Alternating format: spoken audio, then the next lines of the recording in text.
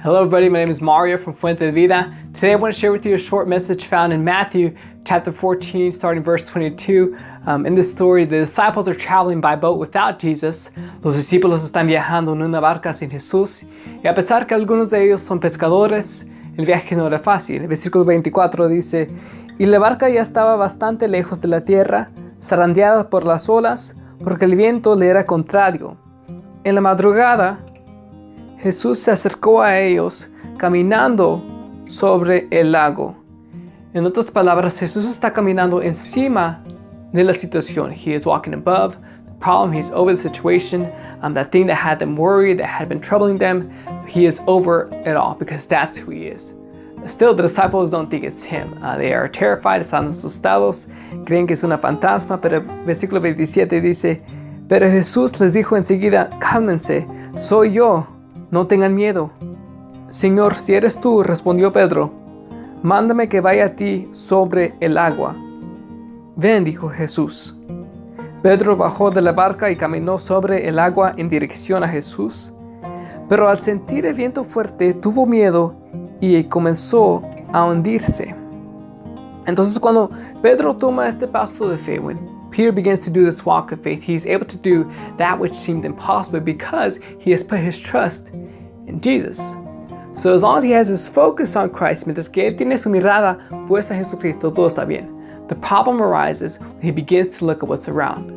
Cuando él empieza a notar el viento y las olas, ahí es cuando entra la duda y de repente se está hundiendo. He's drowning. You know, nowadays it's very easy to look at what's around us and have doubt. You know, COVID-19 is not the ideal situation. It's all that we see, it's all that we hear about, it's all that we talk about. You know, it may not be that easy to have our eyes on Christ during this time. So what's the solution to that? Let's read it once more. Pedro tuvo miedo y comenzó a hundirse. Entonces gritó, Señor, sálvame. Enseguida Jesús le tendió la mano y sujetándolo, lo reprendió. Hombre de poca fe, ¿por qué dudaste? Now keep in mind, Jesus didn't rescue Peter when he was drowning, but rather when he cried out to him.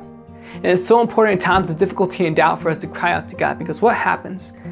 La Biblia dice que cuando Jesús le da la mano, lo está sujetando. In other words, he's holding him up, he's sustaining him, he's keeping him at that level. So when doubt comes into our lives, we need to have faith. And more than that, we need to keep it constantly strong.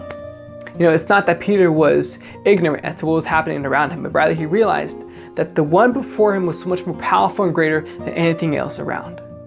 And that's it. That's my prayer for my life and anybody else that's watching this.